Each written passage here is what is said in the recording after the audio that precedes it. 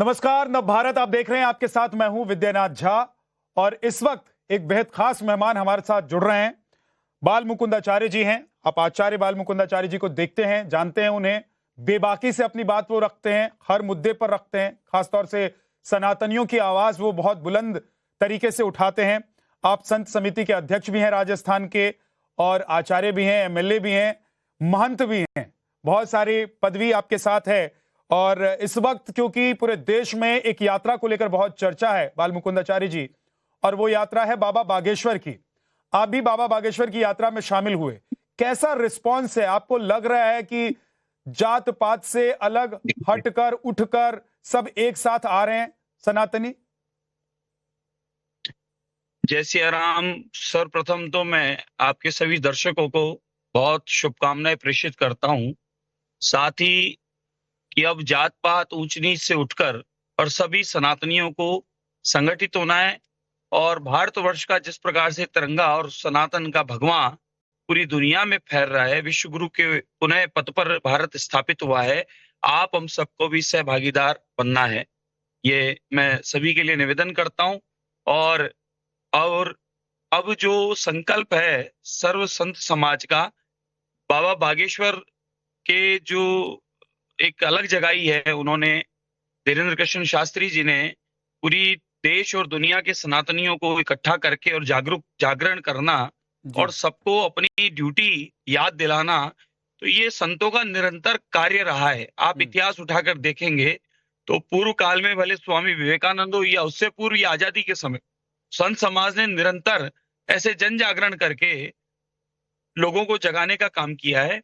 यानी कि अब वो समय नहीं है जो मुगल और अंग्रेजों ने जिस प्रकार की हम लोगों के बीच में दूरियां फैलाई थी, जात पात ऊंच नीच का भेदभाव डाला था, तो अब उन सबको बुलाकर और अब हम सबको सामूहिक संगठित होकर सनातन को मजबूत करने के लिए और देश के विकास के साथ सबको जुड़ना है। और अगर धर्म की रक्षा करनी, सनातन की रक्षा करनी, तो आप हम सबको यही समय है सबको सामूहिक खड़े होकर ठीक है और इस जन जागरण में जुड़ना आचार्य है। जी, जिस यात्रा में आप शामिल हुए हैं उस यात्रा के लिए बाबा बागेश्वर पर सवाल उठाए गए। कहा गया कि बाबा बागेश्वर राजनीतिक मंशा के तहत ये यात्रा कर रहे हैं। कुछ लोगों ने यह भी कहा कि ये यात्रा फट जाएगी और ऐसा ब्लास्ट होगा कि सनातनियों को नुकसान होगा। कुछ लोगों ने कहा कि इस यात्रा को रोक देना चाहिए। मुझे लगता है कि ये कोई षड्यंत्रकारी लोगों का कथन था, जो लोग चाहते थे कि यात्रा में व्यवधान आए और सनातनियों का कोई नुकसान हो जावे और संत समाज बदनाम हो जावे, और ऐसे सनातनी जन जागरण के जो कार्य कर रहे हैं वो आगे से करना बंद कर दे। इसलिए ये कहीं ना कहीं उन लोगों की सोच थी। लेकिन यहाँ बालाजी की कृपा है, और बालाजी की कृपा होने से सारे सनातनी निर्विघ्न होकर ऐतिहासिक लाखों लाखों की संख्या में जो मैंने यात्री देखे, पांव पे छाले देखे और सबके हाथ में ध्वजा देखी और एक पंगत में बैठकर सर्व समाज के लोग भोजन करते देखे, तो मैंने ये मान लिया है कि अब सनातन की ये धर्म ध्वजा, ये जागरण अब ये पूरे भारत नहीं अपितु पूरे विश्व में चालू हो गया है। मेरा अगला सवाल आपसे अजमेर दरगाह को लेकर है, क्योंकि आप राजस्थान से आते हैं, वहां आप एमएलए भी हैं, वहां संत समाज का प्रतिनिधित्व आप करते हैं।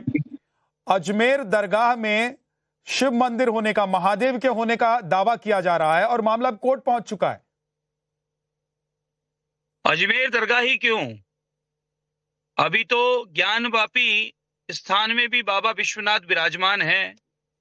और पिछले दिनों अयोध्या का विवाद समस्या समाधान हुआ ही है उच्चतम न्यायालय के द्वारा। वहां भी मस्जिद बताई जा रही थी, भगवान राम का वहां मंदिर और भगवान राम का महल मिला। इसी प्रकार से कुतुब मीनार में भी हमारे जैन तीर्थंकर 10 मंदिर वहां मिलेंगे, और ऐसे ही ताजमहल में भी ढूंढेंगे तो बाबा भोलेनाथ के दर्शन होंगे। और अजमेर दरगाह ही नहीं, अनगिनत कितने ही दरगाह और कितने ही मस्जिद जहां पुराने प्राचीन सनातन के धर्म स्थल थे, उनको खंडित करके तोड़कर उन्हीं स्थानों पर ये मुगल काल में कब्जे करके यहाँ पर स्थान बनाए गए थे। तो जांच होनी चाहिए, मैं जांच का समर्थन करता हूं। और किसी को डरने की जरूरत नहीं है, किसी के पेट में दर्द क्यों हो रहा है। अगर किसी सनातनी के मंदिर पर कोई ये दावा करता है कि यहाँ पहले मकबरा था, तो मैं उनके साथ दूंगा, जांच कीजिए अगर कोई ऐसा मिल जाए। किसी सनातनी ने किसी मकबरे पे कभी कोई कब्जा नहीं किया। लेकिन आचार्य जी, मुगल काल में जी इस प्रकार के कई कृत्य किए तो जांच होनी चाहिए, दूध का दूध और पानी का पानी होना चाहिए। आचार्य जी, लेकिन वो कहते हैं कि अगर आप इसी तरीके से जांच करते रहे तो उनके मंदिर मस्जिद बचेंगे नहीं देश में, क्योंकि पहले तो सनातन ही था यहां पर, उसके बाद इस्लाम आया। इसका अर्थ यह है कि यहाँ पर ये बात को वो मानते हैं कि सभी स्थानों पर प्राचीन धर्म स्थलों को ही तोड़कर मकबरे बनाए गए थे, तो अब समय आ गया है उन सबको हटाकर पुनः वहां पर उन्हीं देवताओं की प्रतिष्ठा होनी आवश्यक है। असदुद्दीन ओवैसी जैसे जो लोग हैं, नेता हैं देश के, जो एक वर्ग को लीड करते हैं, बड़ा फॉलोअर ग्रुप है उनका, बहुत सारे लोग उनको फॉलो करते हैं, वो कहते हैं कि आप जैसे लोग जानबूझकर आग लगाने की कोशिश कर रहे हैं, देश को बांटने की कोशिश कर रहे हैं, देश में दंगा कराने की कोशिश कर रहे हैं। ये तो उनके शब्द बता रहे हैं ये बात कि वो ऐसा चाह रहे हैं। आज 2014 से आदरणीय मोदी जी के आने के बाद में आप देखेंगे सरकारों के माध्यम से अनगिनत योजनाओं का लाभ सभी समाज को मिल रहा है, सभी जाति पंथ के लोगों को मिल रहा है। क्या प्रधानमंत्री आवास योजना में कोई भेद हो रहा है? क्या सुकन्या में भेद हो रहा है? क्या किसान निधि में भेद हो रहा है? क्या हमारे गरीब तबके के जिन बंधुओं को सेवा की आवश्यकता है, भले वो आयुष्मान कार्ड से लेकर नहीं, उसमें कोई भेद नहीं हो रहा है, उसको लेकर कोई सवाल नहीं उठा रहा है। सवाल लोग उठा रहे हैं, या फिर असदुद्दीन ओवैसी हो, तौकीर रज़ा, वो लोग कह रहे हैं कि आप जैसे जो नेता हैं, संत हैं, साधु हैं, वो जानबूझकर एक ऐसा माहौल बना रहे हैं जिससे देश में दंगा भड़क सकता है, जिससे देश का माहौल खराब हो सकता है, जिससे एक समुदाय विशेष को आप लोग परेशान कर सकते हैं। बिल्कुल नहीं, मैं कह रहा हूं ना कि जब सरकारों के माध्यम से लगातार सबको लाभ मिल रहे हैं, सबके हितकारी कल्याणकारी योजनाओं का पर कार्य हो रहा है, तो ये माने कि कहां पर किसी का कोई नुकसान चाह रहे हैं। हम तो सिर्फ सनातनी लोग ये चाह रहे हैं कि जो अत्याचारी, व्यभिचारी और जिहादी किस्म के लोग, आतंकवादी किस्म के लोग इस देश को लूटने के लिए आए थे, वह लूटने वाले लोग, उनका नामो निशान मिटना चाहिए। और जिन जिन रोडों पर लेकिन असदुद्दीन ओवैसी, तौकीर रज़ा ये नहीं मानते हैं। देखिए, वो कहीं ना कहीं मैं मानता हूं कि वो देश में माहौल खराब करना चाहते हैं, और राम मंदिर के समय भी उन्होंने ऐसा ही कहा था। ये वही लोग हैं जो आतंकवादियों के पक्ष में खड़े थे। ये इनको उस समय बोलना नहीं हुआ जब बांग्लादेश में जो अल्पसंख्यक समाज जिन्हें बोलते हैं वहां हिंदू समाज, उनके साथ अत्याचार हुआ। जब कहां गए थे ये लोग? तब उस समय इन्हें दुख नहीं हुआ? जब उस समय पीड़ा नहीं हुई कि वह हमारे हिंदू समाज के साथ में क्या हो रहा है? इन्होंने आवाज निकाली? कभी सुना आपने किसी ने? ये देश में रहते हैं, देश का खाते हैं और देश के खिलाफ बोलते हैं, और देश के बाहर जाके देश की बुराई करते हैं। ये वो लोग हैं, ये सिर्फ इन्हीं बातों में उलझाए रखना चाहते हैं। ये मुसलमान समाज का विकास भी नहीं चाहते। ठीक है, संभल में जो कुछ हुआ अभी ताजा पूरे देश ने देखा, वहां पर घटना घटी, पत्थरबाजी हुई, मौतें हुई, वहां पर भी मस्जिद को लेकर विवाद कोर्ट में है, और कोर्ट ने जो फैसला दिया उसको लेकर भी कई लोगों ने सवाल उठाए। कुछ नेताओं ने तो यहां तक कह दिया कि जानबूझकर लड़ाने की कोशिश हो रही है दो समुदाय के लोगों को। देखिए, मेरे मंदिर पर अगर कोर्ट आदेश देवे कि मैं किसी भी मंदिर आश्रम के लिए देवे, तो मैं आगे होके उनकी जांच में उनके सहयोग करूंगा। कोई कहता है कि इस मंदिर में पुराना मकबरा या मस्जिद थी, उस पर बनाया गया, या इस मंदिर में कोई अपराधी किस्म के कार्य हो रहे हैं, तो मैं उसमें जांच में सहयोग करूंगा। तो मेरा मानना है कि आप कहते हैं चोर की दाढ़ी में तिनका, आपको ये परेशानी कैसे होती है? आपको पेट में दर्द क्यों होने लगता है? और आप पुलिस प्रशासन पर पथराव करते हैं जो आपकी सुरक्षा में खड़े हैं। आज पुलिस प्रशासन हो कि मिलिट्री हो, जिनकी वजह से हमारा देश और हम सुरक्षित हैं, आज उन्हीं पर आप पथराव करते हैं। इसका मानना यह है कि आप भी कहीं ना कहीं उन आतंकवादियों और अपराधियों के साथ मिले हुए हैं, उनका संरक्षण आप करते हैं, और आप खुद भी उसी दायरे में कहीं खड़े हैं। बांग्लादेश में हिंदुओं पर अत्याचार हुआ, इस्कॉन को वहां आतंकी संगठन या आतंकियों के तौर पर जो इस्कॉन के लोग हैं उनको देखा जा रहा है। दूसरी तरफ हम देख रहे हैं कि देश में एक वर्ग बड़ा ऐसा भी है जो उस पर कुछ नहीं बोलता है। आप ऐसे लोगों को और बांग्लादेश में जो घटना घट रही है उस पर क्या विचार रखते हैं, क्या सोच रखते हैं? सनातनी बोले तो तकलीफ होती है। सनातनी के साथ अत्याचार हो तो कोई नहीं बोलता है, तो ये सब समझ में आता है। आज हिंदू समाज सनातन कब तक इन लोगों से, आज जो अखंड भारत था वो खंड खंड में हो गया। और भारतवर्ष में भी अगर भारत की सनातन के लोगों की बात नहीं सुनी जाए, बहुसंख्यक समाज की नहीं सुनी जाए, तो क्या हम कराची में बात करेंगे? हम क्या बांग्लादेश में बात करेंगे? हमारे अपने देश में आप लोग हमारे अपने देश में हमारी आवाज बंद करेंगे?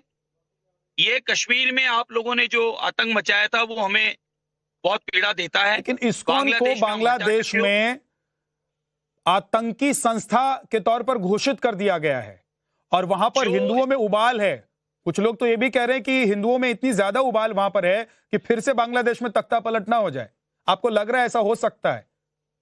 बिल्कुल बिल्कुल हो सकता है, क्योंकि जो इस्कॉन संस्था लाखों लोगों को भोजन करा रही थी, शिक्षण का काम कर रही थी, वहां पर अनगिनत सेवाओं के काम कर रही थी, और ऐसी और भी संस्थाएं काम कर रही थी, और वहां सनातन की बहन बेटियां वहां शिक्षा का काम, अध्ययन का काम करा रही थी, कई एनजीओ संस्था के द्वारा गरीबों के सेवा उत्थान का काम कर रही थी। उन बहन बेटियों के साथ में ऐसा पापाचार किया, तो क्या विश्वास करे, हमारी भाषा में ऐसे लोगों को दानव कहा जाता है, राक्षस कहा जाता है, ऐसी नियत और ऐसी सोच वाले लोगों को। और यहाँ पर ये जो है ओबीसी जैसे ये लोग जब बांग्लादेश में अत्याचार होता है तो नहीं बोलते, और यहाँ पर ये ऐसी बातों में देश में उलझाकर और अपने ही समाज को बरगलाने का काम करते हैं। वक्फ बोर्ड को लेकर लगातार विवाद चल रहा है। एक पक्ष ऐसा है जो कह रहा है कि ये जो नया कानून है उसको हम आने नहीं देंगे, सरकार की प्रतिबद्धता ये है कि वो ये नया कानून लेकर आएगी। दूसरी तरफ हम ये भी देख रहे हैं, बहुत सारी जगहों से ऐसी खबरें भी आई कि वक्फ बोर्ड जमीनों पर अपने दावे ठोक रहा है, चाहे वो राजस्थान हो या कोई दूसरा प्रदेश भी हो। तो आपको लग रहा है कि ये नया कानून ठीक है और ये कानून आना चाहिए, इससे किसी मुसलमान का नुकसान नहीं हो रहा है, उन लोगों का नुकसान हो रहा है जो वक्फ को अपनी बपौती समझकर बैठे हुए हैं? मैं श्रीमान आपको सबूत के साथ, जिम्मेदारी के साथ ये बात बता रहा हूं। मेरे विधानसभा क्षेत्र में अनगिनत वक्फ बोर्ड के नाम से जमीनों पर कब्जा करने का काम, बोर्ड लगाने का काम किया जा रहा था। मैंने विरोध किया। एक वक्फ बोर्ड की जमीन दिल्ली रोड पर ईदगाह के पास थी, जो वह महिलाएं इकट्ठी होकर आई थी 50 से ऊपर। उन्होंने बताया, मैंने लाइव किया कि वक्फ बोर्ड की जमीन से हमें बेदखल करके वक्फ बोर्ड की जमीन के 500 गज के प्लॉटों के बंटवारे कर लिए गए हैं, और वक्फ बोर्ड की कमेटी इन जमीनों को गुपचुप तरीके से बेचान का काम करती है। और तोड़ जाते जाते ये कह गई कि ये वक्फ बोर्ड की जमीन पर पहले शिवालय था, उसी शिवालय पर ये मस्जिद बनाई है। उन्होंने लाइव कहा है ये कुछ 2 महीने पहले की बात है, और कुछ चैनल वहां मेरे पास में उस समय खड़े थे। ये सच्चाई है। वक्फ बोर्ड मुस्लिम लॉ बोर्ड के नाम पर ये संस्थाएं कब्जा करती है, फिर इन जमीनों का दूसरा उपयोग करती है, अपने स्वयं के लाभ और स्वार्थ के लिए करती है। मुझे बता दें, वक्फ बोर्ड की जमीन पर कोई स्कूल खुला है, किसी गरीब जरूरतमंद को मकान दिया है, वक्फ बोर्ड की जमीन से किसी का भला हुआ है? वक्फ बोर्ड, मुस्लिम लॉ बोर्ड, अनगिनत इस प्रकार के लैंड जिहाद के ये जितने बोर्ड हैं, इन्हें समाप्त करने की आवश्यकता है, और ये लैंड जिहादी जो हैं इन पर कार्रवाई करने की आवश्यकता है, और इनको सलाखों के पीछे भेजने की आवश्यकता है। यहाँ इस देश में सनातन बोर्ड की आवश्यकता थी, वहां पर वक्फ बोर्ड की कोई आवश्यकता नहीं है। आचार्य जी, जब से आप एमएलए बने हैं तो लोग कह रहे हैं कि उसके बाद पुलिस भी आप खुद ही बन जाते हैं, जांच एजेंसी भी खुद ही बन जाते हैं, जहां मन करता है वहां रेड करते हैं। कहते हैं कि जो आधार कार्ड है वो बांग्लादेशियों का है, रोहिंग्याओं को बसाया जा रहा है।